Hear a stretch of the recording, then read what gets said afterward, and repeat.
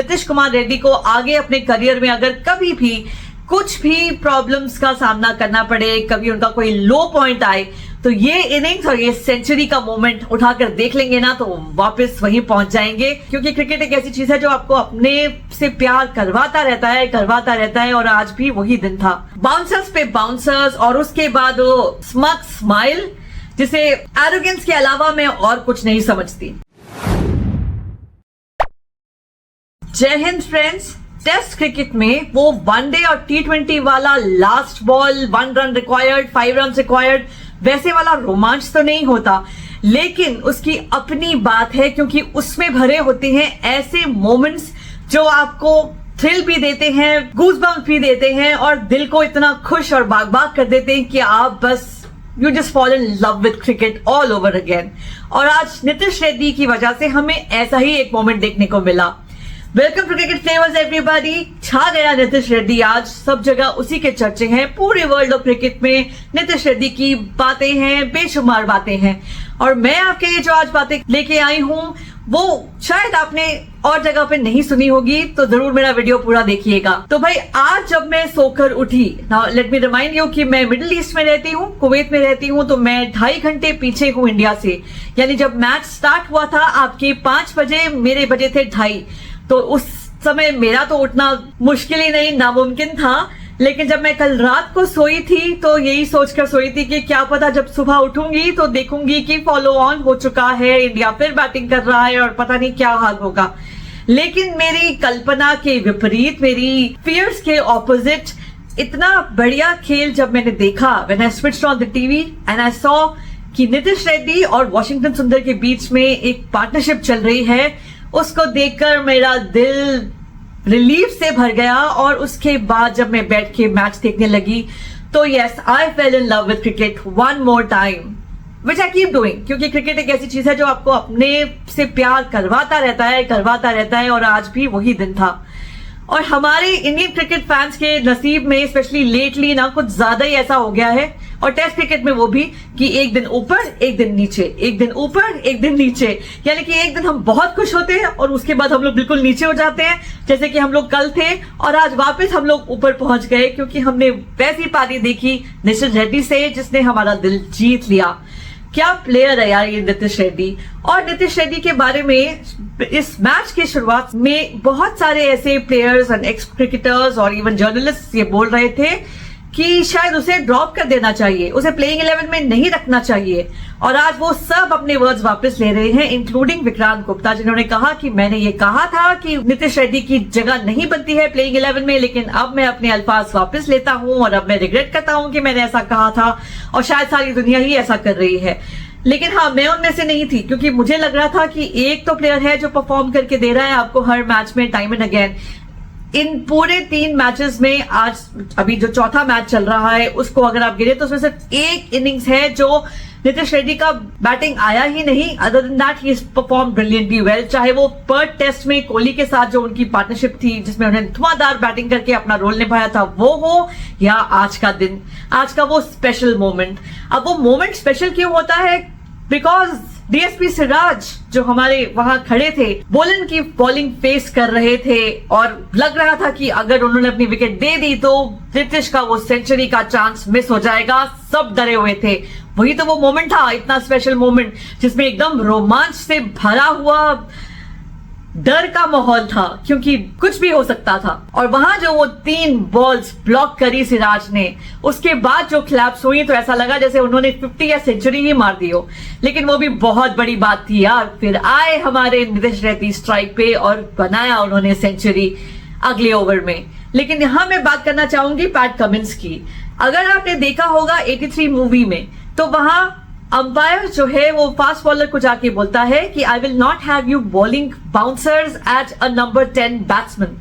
लेकिन PAT Cummins ने उस लिहाज को बिल्कुल छोड़ दिया था क्योंकि उन्होंने पहले तो बुमराह के आते ही, जैसे ही वॉशिंगटन सुंदर की विकेट गिरी और बुमराह आए, उनके आते ही अपने आप को अटैक में ला दिया और जो अटैक किया उन्होंने वो हमारे सामने था। बाउंसर्स पे बाउंसर्स और उसके बाद वो स्मग स्माइल जिसे एरोगेंस के अलावा मैं और कुछ नहीं समझती। शायद उसके लिए बेस्ट वर्ड एरोगेंस ही है। और फिर जैसा लग रहा था वैसा ही हुआ। बुमराह इस बार कुछ ज्यादा नहीं कर पाए एंड ही गॉट आउट। और फिर जब सिराज स्ट्राइक पे थे तो जो डर लगा कि क्या ऐसा हो सकता है कि नीतीश कुमार अपनी सेंचुरी कर ही ना पाए। और कहीं ना कहीं ऑस्ट्रेलिया के दिल में तो यही चल रहा था कि किसी तरह से सिराज को आउट कर दे तो पारी ही सिमट जाए और नीतीश को सेंचुरी बनाने का मौका ही ना मिल पाए। लेकिन सिराज ने उन्हें निराश कर दिया और फिर वो मोमेंट हमें मिला जिसमें हमने देखा नीतीश का वो स्पेशल सेलिब्रेशन, नीतीश के फादर का वो प्रे करना और फिर रोना।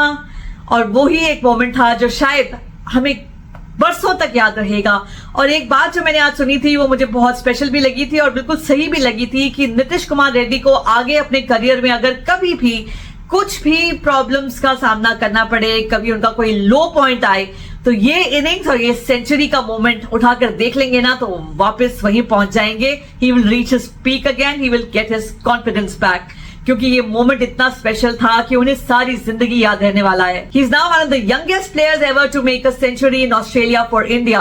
तेंदुलकर सबसे पहले थे, ऑफ कोर्स हमारे पंत साहब नंबर 2 और नंबर 3 पे ये। He is younger to even Jaiswal. और जायसवाल जो है, जो कि इतने बड़े खिलाड़ी, खुद उनका इतना बढ़िया पोटेंशियल है, he has a great potential to become a great, वो नीतीश रेड्डी से जरूर कुछ सीख सकते हैं। और वो है टेस्ट में और इनफैक्ट अदर फॉर्मेट्स में भी पेशेंस, जो उनमें थोड़ी कमी है। नीतीश ने आज वो दिखाया, इनफैक्ट अपने बड़े बड़े प्लेयर्स को सिखाया, इवन विराट कोहली को, कि देखो भाई बॉल छोड़ा कैसे जाता है। और वो पेशेंसली जिस तरह से बैट कर रहे थे, he was looking like a fantastic seasoned player. आज उन्होंने दिखा दिया कि वो कितने बड़े कैलिबर के प्लेयर हैं। We all know that he is a great T20 player. One day में भी उन्होंने कमाल करके दिखाया है and here he is doing great stuff. इतना कि आगे आने वाले समय में आई एम श्योर कि उन्हें ऑल फॉर्मेट प्लेयर क्या, अब दी ऑर्डर भी भेजा जा सकता है। मतलब कि टॉप ऑर्डर तो नहीं, लेकिन मिडिल ऑर्डर में शायद उन्हें भेजा जाए। कम से कम वो टेल एंडर तो बिल्कुल नहीं रहेंगे। After all he is a batting allrounder, not a bowling allrounder. So Jaiswal definitely has something to learn from Nitish Kumar Reddy. उनसे जरूर सीखना चाहिए जायसवाल को कि अपने पेशेंस को कैसे रखें, कैसे अपनी इंस्टिंक्ट को थोड़ा कंट्रोल करें। जिस तरह से वो भाग गए, अभी उसमें तो एक बहुत बड़ा डिबेट है, everybody is debating over the fact कि वो गलती विराट कोहली की थी या जायसवाल की थी जिसमें वो रन आउट हुए, लेकिन वो रन जरूर लेना बनता ही नहीं था, कहीं ना कहीं मुझे ऐसा लगता है। क्योंकि टेस्ट क्रिकेट में रन आउट होना एक अटपटी सी बात है, इट डजंट रियली गो, क्योंकि आपको वैसा फास्ट रन, क्विक सिंगल्स लेने की कोई जरूरत नहीं है। सो वो एक पेशेंस है जो जायसवाल नीतीश रेड्डी से, यानी कि अपने यंगस्टर से, उनसे 1 साल छोटे हैं वो, उनसे सीख सकते हैं। और अगर इसी तरह का पोटेंशियल और इसी तरह की परफॉर्मेंस रही सबसे, जायसवाल इंक्लूडेड, तो आप समझ सकते हैं कि इंडियन क्रिकेट का फ्यूचर बहुत ही ब्राइट होने वाला है। बहरहाल आज का दिन तो एक हाई का दिन था हम इंडियन फैंस के लिए, जब हमारी टीम ने बढ़िया करके दिखा दिया। जहां हम डर रहे थे कि एक फॉलो ऑन की तलवार हमारे सर पर लटक रही थी, आज वही फॉलो ऑन ना सिर्फ अवॉइड हो गया, बल्कि अब तो उम्मीद है कि अगर कल के दिन, वैसे तो 2 रन भी बन सकते हैं या फिर 20 भी बन सकते हैं, लेकिन कहीं अगर 100 से कम की लीड हो गई तो डेफिनेटली कहीं ना कहीं थोड़ा बहुत प्रेशर में आ जाएगा ऑस्ट्रेलिया। और फिर 2 दिन बचते हैं, इस मैच का कोई भी रिजल्ट आ सकता है, लेकिन इंडिया जरूर अगर जीत भी नहीं रहा है तो हारने को अवॉइड कर सकता है। लेकिन अगर इंडिया जीत गया तो बीजीटी अपनी है, क्योंकि अगला मैच अगर ऑस्ट्रेलिया जीते भी तो भी बीजीटी सीरीज 2024 का ड्रॉ हो जाएगा और Border Gavaskar Trophy India retain कर लेगा। So hope for the best. देखते हैं ये मैच किस मोड़ पर जाता है। होपफुली अब हमारे को ज्यादा लोज ना देखने को मिले इस पूरे सीरीज में, अब हाई ही हाई देखने को मिले as Indian fans. All the best to our team. I hope कि बाकी बैटर्स भी नीतीश कुमार रेड्डी से कुछ सीखेंगे। They will take a leaf out of his book and perform as he is performing. और यहीं कहीं अगर सारे बैट्समैन ने, या एटलीस्ट टॉप ऑर्डर में से एक ने, मिडिल ऑर्डर में से एक ने और फिर नीतीश रेड्डी ने परफॉर्म करके दिखा दिया, तो मैच हमसे कोई नहीं जीत सकता। Thank you for watching everybody. अगर मेरा वीडियो पसंद आया हो तो जरूर इसे लाइक कीजिएगा।